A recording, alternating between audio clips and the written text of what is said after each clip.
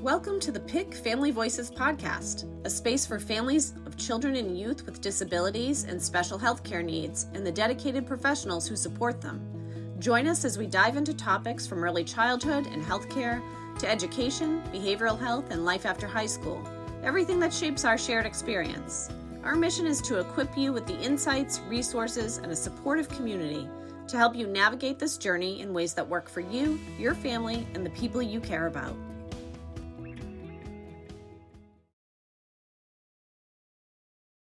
Today, we will be talking with Nico Walker, staff attorney at the Disability Rights Center, New Hampshire.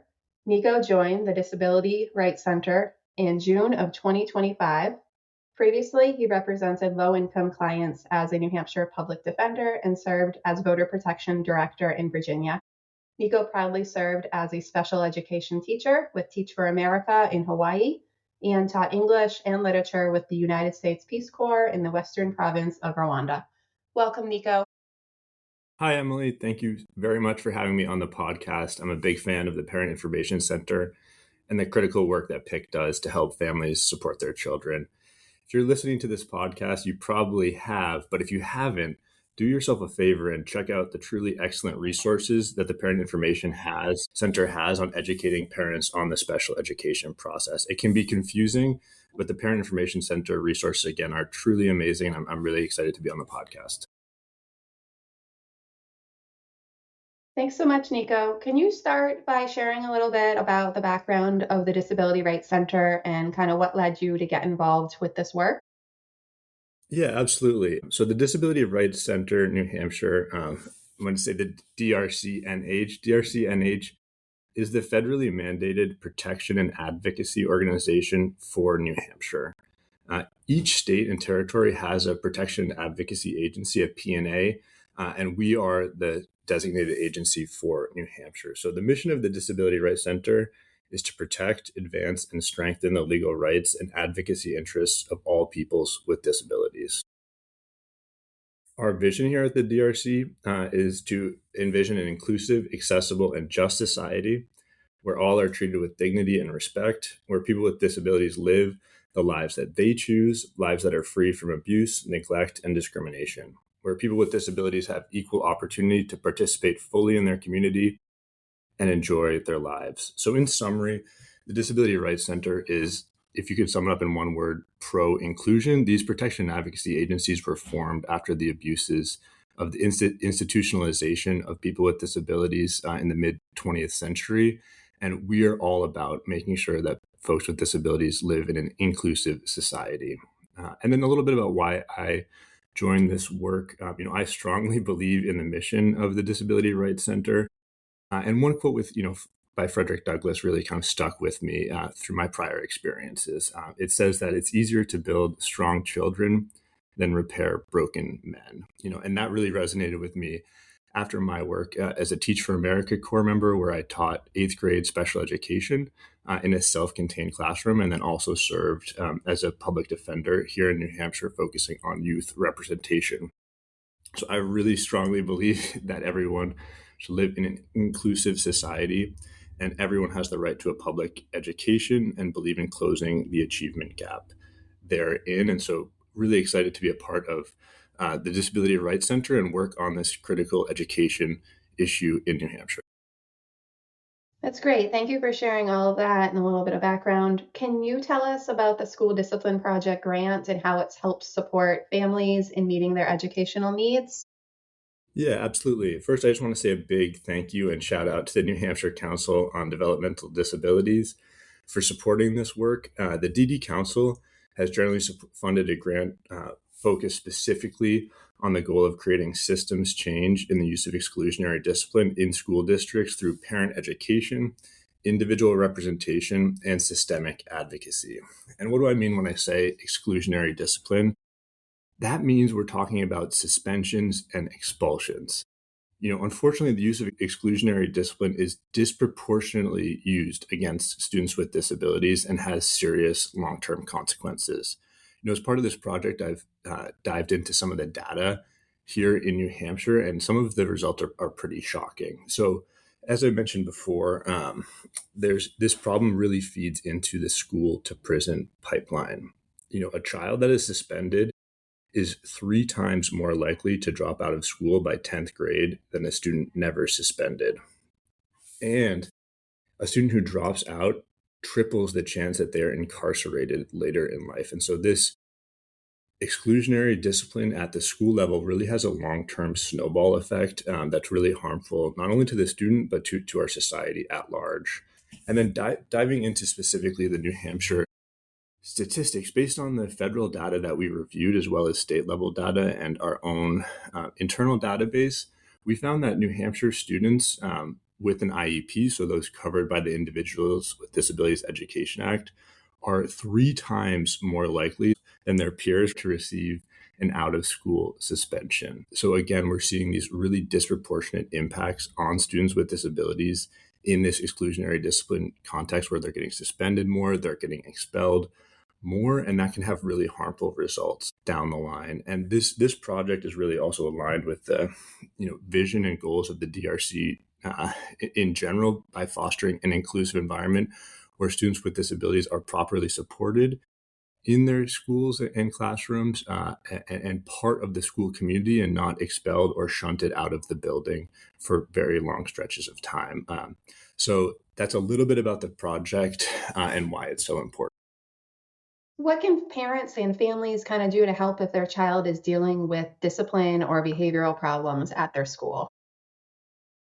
Parents should just know that their student has a right to be in school with their classmates, unless they have been suspended or expelled. If your student is removed from class or sent home because of their behavior, don't wait until this problem gets out of control. Ask questions and take action right away. So I'm going to just walk through 5 quick steps that parents should know and steps they can take to advocate for their students' rights. So number 1, if you're having a concern about your child's behavior, request an individual education program and IEP meeting right away.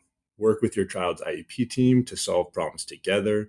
The IEP team must consider the use of positive behavior supports and other strategies to help with behavior that is getting in the way of your student's learning.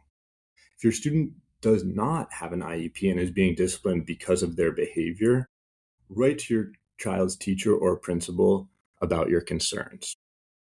The next step I want parents to know about and encourage them to do is to track everything. Keep a written record. If you're asked to pick up your child early, write it down. Was your child placed in a separate room away from their classmates?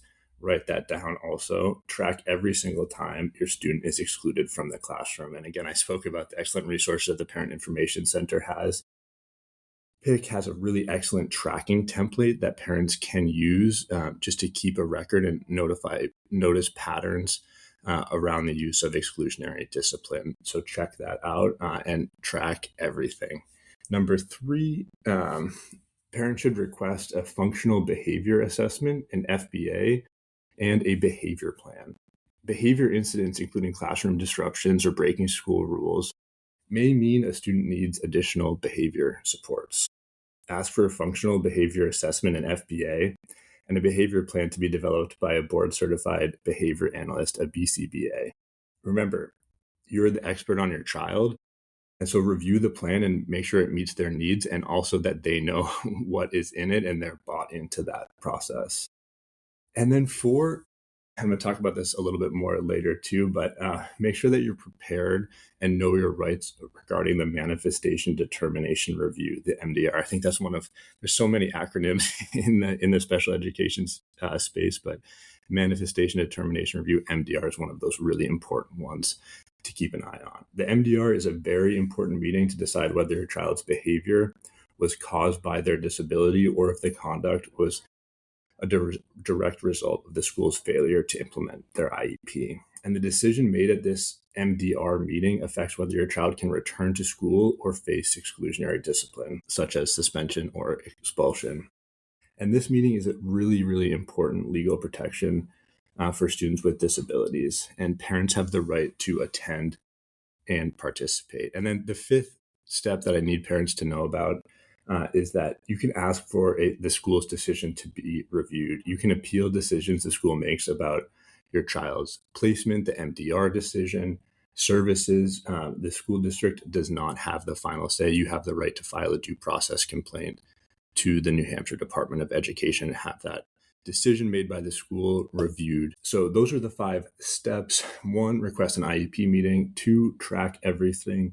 3, request a functional behavior assessment and a behavior plan. 4, make sure that you're prepared for your manifestation meeting. And 5, know that you have the right to appeal decisions the school district makes about your student. Thank you so much for outlining those 5 steps because there's a lot there, and that's very important information for everyone to kind of know what to do first. When do individuals and families reach out to you at the Disability Rights Center for support, and what does that process look like? Yeah, absolutely. So I would encourage parents, like I said earlier, not to wait until the problem gets out of hand. Call the Parent Information Center, call the Disability Rights Center at 603-228-0432. Again, 603-228-0432 to schedule a free legal consultation with the Disability Rights Center and potential representation. In addition, parents really should be prepared for that manifestation meeting. And I just want to say a little bit more about what a manifestation determination review is. So a manifestation determination review, is an IEP meeting where the team reviews the student's alleged misconduct to ascertain if it was a manifestation of the student's disability. The MDR is mandatory before the school district plans to administer a disciplinary action that would mean a significant change in placement. And what does a change in placement mean? That means the student has been removed for 10 consecutive school days or subjected to a series of removals that constitute a pattern totaling more than 10 days in a given school year. So once that happens, once the student's been suspended for 10 days in a row or 10 cumulative days, if it's a pattern of behavior, the school is required to conduct a manifestation determination review if your child has a disability or is suspected of having a disability. And at that meeting, the IEP team is going to discuss 2 questions. Number 1, whether the conduct in question was caused by or had a direct substantial relationship to the child's disability. Or 2, whether the conduct in question was a direct result of the school's failure to implement the IEP. So if the school team decides, which includes the parent, and the parent's input is so important in this process, if the school team decides that the conduct was not a manifestation of the disability, that student may face discipline as any other student without a disability would. However, if this conduct was found to be a manifestation, then the school must conduct an FBA. The functional behavior assessment must develop the positive intervention plan and return the student to the placement from which they were removed unless the parent and school agree to change the placement. And again, as I spoke about just a second ago, parents have the right to challenge the decision made by the school district in the manifestation meeting by filing for due process.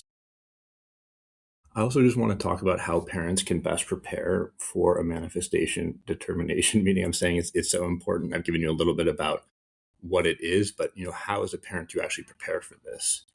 So I'm going to list 4 steps here, and really the main point here is organization is absolutely critical. So one way that can be helpful in preparing for these is to create a chart to organize the records. On these cases, there's often a lot of records, school records, medical records, incident reports, IEPs.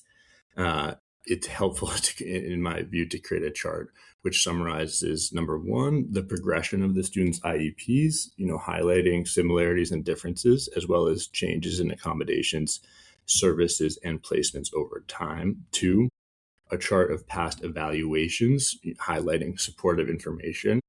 3, a chart of disciplinary history focusing on frequency and severity. And 4, a chart of any hospitalizations and changes in placements, changes in medications. It is also advisable to have someone who knows about the child's disability present at the meeting, or at least prepared to have a service provider write a letter drawing the connection between the disability and the behavior to be discussed at the manifestation meeting. Parents should also consider researching the child's diagnoses in the DSM-5 and relate those diagnostic criteria to the child's behavior at issue. So if you're having these concerns, it's super important to reach out to the Parent Information Center, to the Disability Rights Center. This is a little brief snapshot into some of those important legal protections like the manifestation determination review. But the great folks at the Parent Information Center, we here at the Disability Rights Center can help talk to you and walk you through these processes and advise you on ways to secure the outcome that you'd like for your student. And so once you make that call into the Disability Rights Center, we'll have a free legal consultation with you.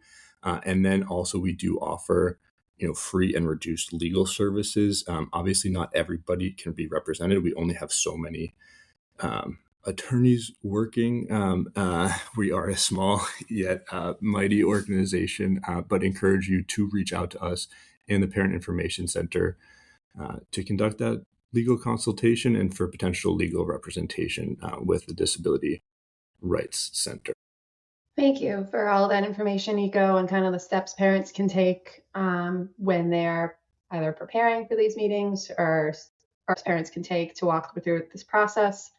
And also for the resources that you mentioned for contacting your organization and us here at PIC. In the podcast afterwards, we can include some resources to the tracking forms as well as various related resources that will help families. Is there anything additional that you wanted to include before we finish up here? No, I just want to say a big thank you to the Parent Information Center for all that you do for parents and their families. And the last thing I want to make a plug for is related to one sub issue with this, which is, informal school discipline or early pickups. We're seeing this quite a bit. And so, like I said, when you're seeing this on your end, use that Parent Information Center tracking tool to track the early pickups because those count count as suspensions and count towards that 10-day rule. So it's if you take one thing out of this podcast, please remember to track everything and keep a record of the instances in which your child was expelled, suspended, but that also includes early pickup. So keep a record of those instances and please don't hesitate to call into the Disability Rights Center. Excellent. Thank you so much, and for emphasizing about tracking everything and the importance of that, as well as everything else you mentioned that'll help families navigating this process. Thank you, Nico. Thank you very much. Thanks for tuning in to the PIC Family Voices podcast. If you found this episode helpful, be sure to subscribe and leave us a 5-star review. It helps us keep bringing valuable resources and stories to families like yours. Until next time, take care.